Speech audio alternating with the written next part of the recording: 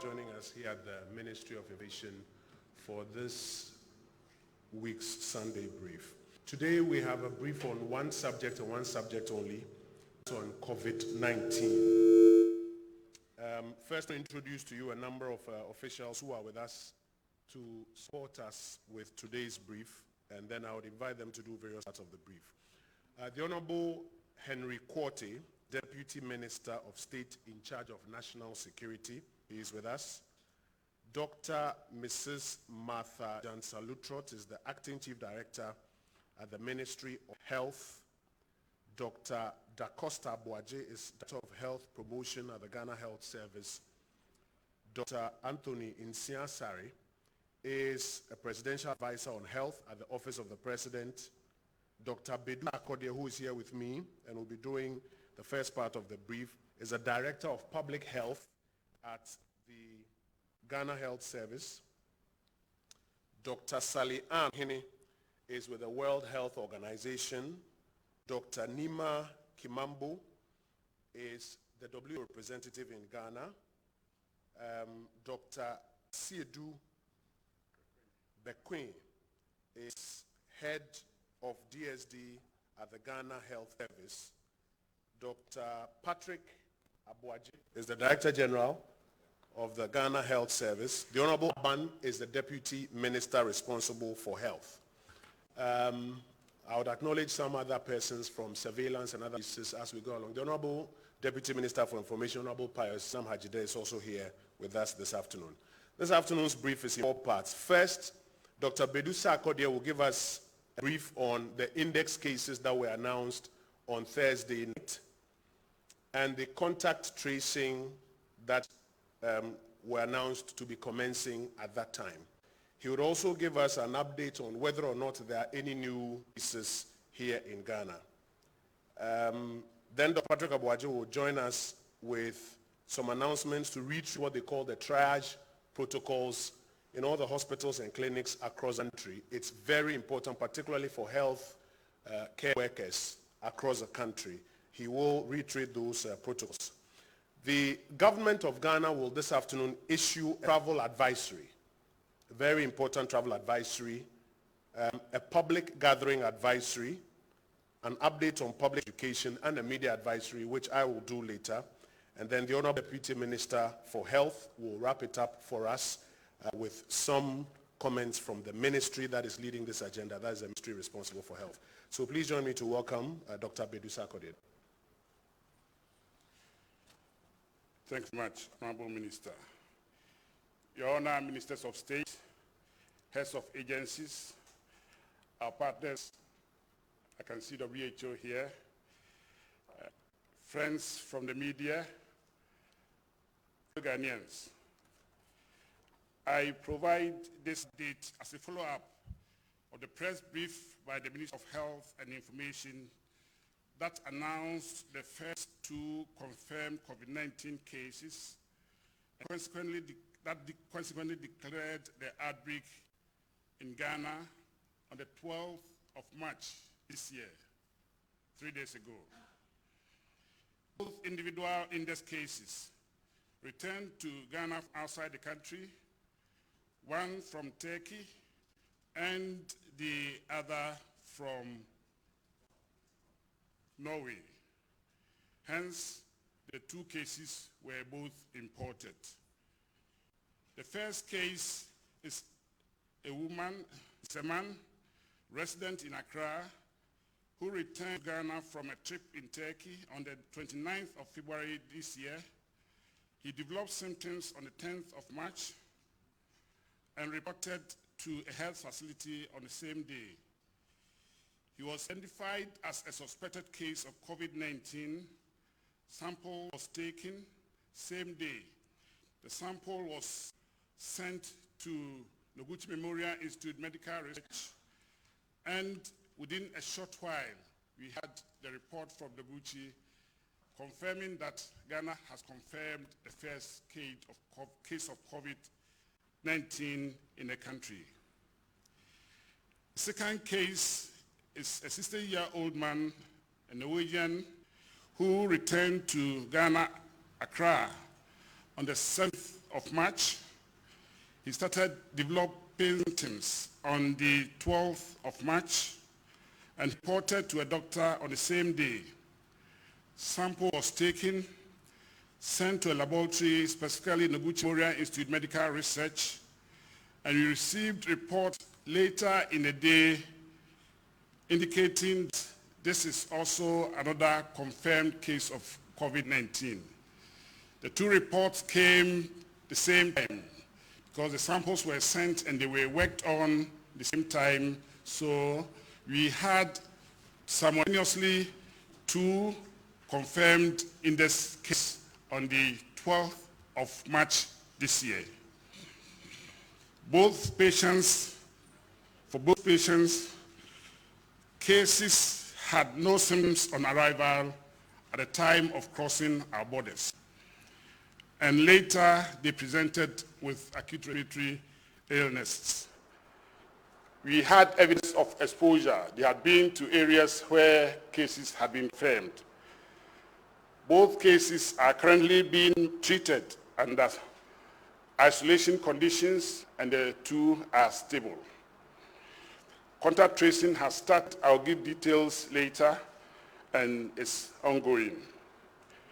On Friday, the 13th of March this year, 2 days ago, not too far, two more cases were confirmed as COVID-19. They reported in two regions, one each from Ashanti region and the other Greater Accra region here. The first is a 56-year-old man, a Ghanaian, who returned from a trip in the United Kingdom on the 4th of March. He stayed in UK for 10 days and came back. He developed symptoms on the 12th of March, reported to a hospital in Obuasi, and the case definition met the case that of suspected COVID. Samples were taken. The sample from this case was sent to Kumasi Collaborative Center for cases for research. And within a short time, the lab reported back to us that they have finished the assessment of the report, and this is another confirmed case of COVID in the country. The second is a woman, a female, and a student, Ghanaian student. She traveled out to the United States of America, stayed for 10 days or so. She came back on the 9th of March, and then on the 13th of March, she started having symptoms that later were evaluated to be compatible with a suspected case of COVID. Samples were taken, sent to Noguchi Memorial Institute Medical Research. Samples were taken on the 13th. The same day, we had a report from Noguchi that confirmed this as another confirmed case of COVID-19. Both are currently receiving treatment under isolation conditions, and both are stable. I'm talking about the two of them that were seen the 13th. Yesterday, late in the afternoon, we received a report of two new confirmed cases from Noguchi Memorial Institute Medical Research. The first is the 42-year-old Ghanaian male who returned to Ghana on the 8th of March. He had traveled to Switzerland and UK in the past 14 days. Symptoms started on the 9th March, and he reported to the health facility on the 14th March. Samples were taken, sent to the lab again, Noguchi Memorial Institute Medical Research. Within a short while, we had the report, and this was confirmed positive. The second case was a 41-year-old Ghanaian male. He reported to Tema General Hospital on the 14th of March with a history of fever and acute respiratory illness. This symptom started on the 10th of March. This case had traveled to Germany and Turkey within the last 40 days. Samples were taken, sent to the lab, again, the Noguchi Memorial Institute Medical Research, and the report came back as positive COVID-19. Both cases had no symptoms on arrival, but presented with symptoms of fever and acute respiratory illnesses, and they were not having signs and symptoms time they were crossing our borders. Both are currently under treatment in stable conditions. Contact tracing has started. This brings to a total of 6 confirmed COVID-19 cases in Ghana, with no death, and this is the situation as at close of 14th March 2019. That was yesterday. All the cases are small. All the 6 cases were imported into the country. Distinguished ladies and gentlemen, permit me to use this opportunity to remind all Ghanaians and people living in Ghana to adhere to the preventive and precautionary measures. Key among those are as follows. Wash your hands regularly and thoroughly with soap and under running water, and use alcohol rubs sanitizers frequently. Avoid shaking hands. Cover mouth and nose with tissue when coughing or sneezing. Dispose of the tissue immediately into trash bin. Keep a distance of at least 2 meters away from a person with fever, cough, sneezing, and difficulty in breathing. It is advisable to be physically active. Everybody is advised to drink plenty of water. You have to eat healthy food, avoid stress, have enough rest, have enough sleep. Restrict travels to essential travels only, as directed by the Excellency, the President. Stay home if you feel unwell and symptoms of fever, and having symptoms of fever, cough, and difficulty in breathing, and call the following number immediately for help: 0509 497 700, 0558 439 868. Before I take leave of you, just a brief about the details of the various cases that we have had with respect to the contacts that we are managing. First 4 cases, contact tracing has started. The last 2 cases we just confirmed over the night, and we have started mechanisms to identify the contacts. Case 1, the contacts, the location, there's a man called Seth. The location, we have identified 2 contacts, and all the contacts are being traced. Case 2 is a Norwegian. We have identified 107 contacts, and 68 of them, we've started process to follow them up. The rest, in the close of today, you'll be in touch with them and support them with regards to their contact tracing. Case 3 is a student, and out of the various, for now, we have identified 12 contacts. We are still in the process to work assiduously to get more. And the last case, the 4th one, and the place of residence is Obuasi. Currently, we've identified contacts, and all the 30 contacts are being followed up. Thank you very much. Thank you, Dr. Bedusa Kodie, for that update of the index cases, contact tracing, and 2 new cases. Later, we would direct you to a platform that the regular updates of any cases so that we avoid all media speculation, and I'll go into that in some detail. But there's something that they call the triage protocols, when people with suspected incidents first show up at hospitals. I want to invite the Director General of the Ghana Health Service to reiterate what has already been announced, but it's important to reiterate what these triage protocols are. Dr. Baji.